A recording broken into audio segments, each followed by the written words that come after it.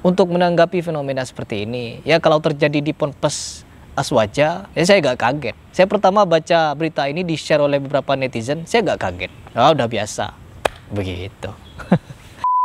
A'udzubillahi minasyaitonirrajim. Bismillahirrahmanirrahim. Teman-teman, beberapa bulan yang lalu ada kabar yang sangat heboh, yaitu dua pasang remaja, yang satunya marbot masjid katanya, takbir masjid begitu, dan beliau juga hafiz Quran. Beliau dikabarkan melakukan tindakan tidak senonoh atau tindakan mesum, di masjid, dan beritanya sangat viral. Meskipun saya tidak membahas pada waktu itu, tetapi saya menyematkan beberapa pembahasan mengenai hal tersebut. Contohnya di video saya beberapa hari yang lalu. Dan baru ini juga viral dari salah seorang Gus yang diduga Gus ya melakukan tindakan yang tidak mencerminkan seorang sosok yang agamis ya teman-teman, yang dimana beliau katanya dikabarkan melakukan perselingkuhan, melakukan tindakan ciuman, pelukan, pergi ke klub diskotik dan lain sebagainya. Ini Gus katanya, anaknya seorang kiai ya, pemilik pondok pesantren. Kalau kita melihat sesuatu yang seperti ini atau fenomena seperti ini bukan sesuatu yang baru, karena banyak kasus-kasus yang memang dari tahun ke tahun ya, kejadian-kejadian asusila, kejadian-kejadian mesum, pencabulan dan lain sebagainya itu terjadi di ponpes-ponpes Aswaja. Saya bukan menyebut semua ponpes, tetapi ada di beberapa ponpes-ponpes Aswaja. Bahkan kompak, kiai dan gusnya kompak mencabuli santri. Tepuk tangan dulu. Ya, dimana kita bisa melihat teman-teman, mereka ini yang getol memusuhi orang-orang salafi, memusuhi orang-orang yang mengajak untuk memurnikan syariat. Kalau kalian kurang dengan satu istri, menikahlah lagi. Kalau kalian sudah kuat secara jasmani, rohani, untuk melakukan hubungan seksual dengan seorang perempuan begitu ya. Kemarin saya ikut daurah kajiannya Ustadz Khalid Basalamah yang membahas tentang bagaimana cara membangun rumah tangga. Ilmunya sangat luar biasa, sangat detail, dan saya pun disitu mendapatkan banyak pengetahuan bahwa orang untuk menikah itu bukan berarti dia harus mapan dulu, bukan dia harus hebat dulu pekerjaannya, bukan kaya dulu, tapi sebagaimana ketika dia sudah mampu untuk menikah, maka nikahkanlah dia. Apa susahnya bagi orang tua untuk menambah setiap harinya porsi makan untuk mantunya? Apabila anak kita memang sudah mampu dalam segi seksual untuk melakukan itu, daripada bermaksiat maka nikahkan dia. Kalau memang sudah tidak mampu, tetapi kalau anaknya mampu, maka lebih baik untuk berikhtiar, menimba ilmu lagi dan mencari pekerjaan. Begitu kata Ustadz Khalid, Masya Allah. Dan di sini kita melihat fenomena-fenomena yang ada di lapangan. Orang yang dikenal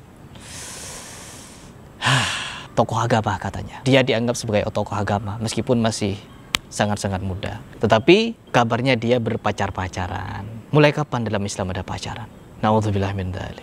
Baik teman-teman, sebelum kita membedah di awal, mari kita simak seperti apa beritanya agar kita bisa tahu seperti apa kronologinya. Sebagaimana juga disebutkan, banyak kelakuan-kelakuan orang yang bejat beragama terekspos di media sosial, dan itu apa? Untuk menjadi pembelajaran bagi kita. Dan kita jangan menghujat diri pribadi mereka.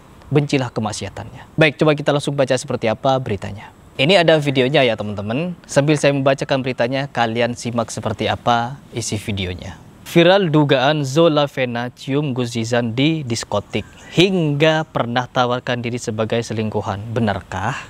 Begitu katanya. Ini dari jatimtimes.com, dan ini videonya juga bersumber dari fifa.com ya.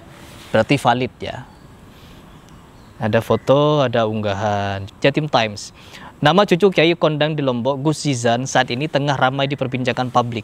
Hal itu lantaran ia diduga pernah melakukan hal tak senonoh dengan TikToker Zolevana. Saya tidak tahu Zolevana ini siapa.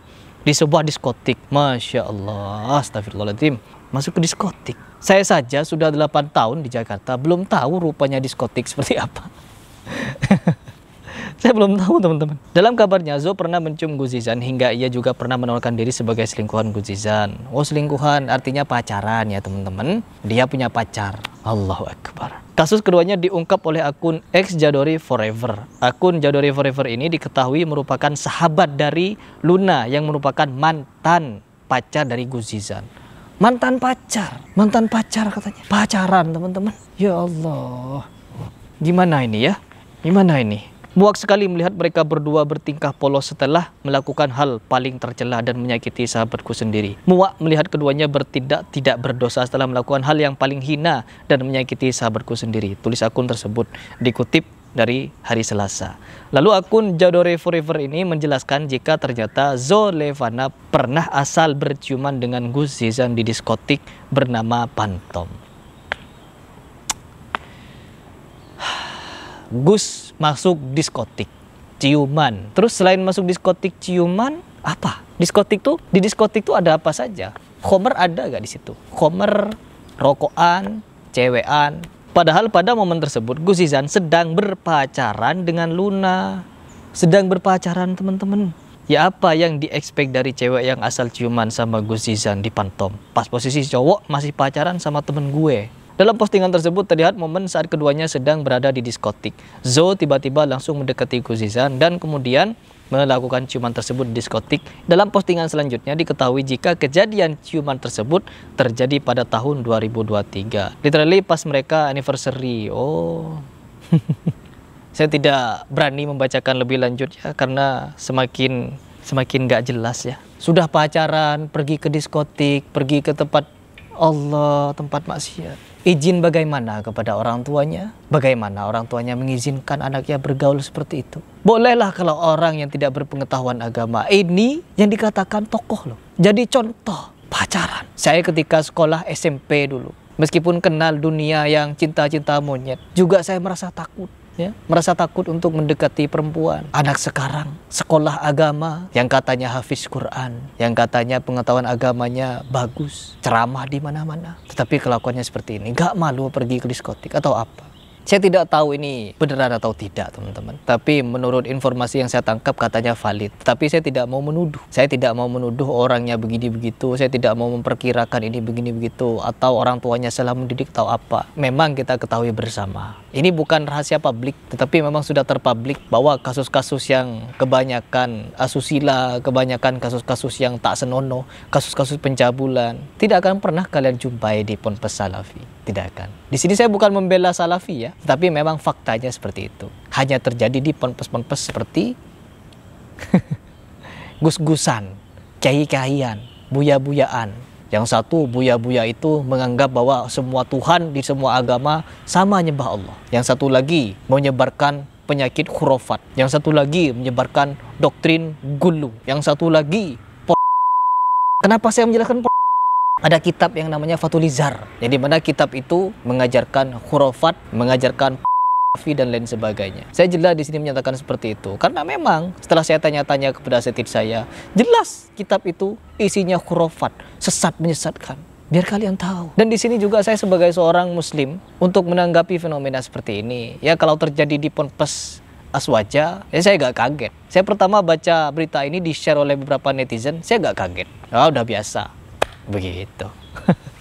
Oke teman-teman, sekali lagi saya tidak mengurangi rasa hormat terhadap beberapa ponpes ya, ponpes yang masih menjaga kemurniannya meskipun mereka NU ya, karena banyak juga kiai-kiai yang mulai mengenal dakwah salafi, mereka sudah mulai menerima dakwah-dakwah salafi, tidak seperti mereka yang sering mengumpat, mengatakan setan, tolol, goblok, bodoh. Pokoknya yang seperti itu tuh hanya mengedepankan kebencian dan kedustaan, berdusta atas Nabi. Seperti video yang akan saya upload setelah video ini. Oke teman-teman, mungkin itu saya ingin sampaikan di video ini. Apabila ada yang keliru, salah, menyinggung, itu murni dari kesalahan dan kekhilafan saya. Tetapi apabila ada yang benar, itu dari Allah Subhanahu wa Ta'ala.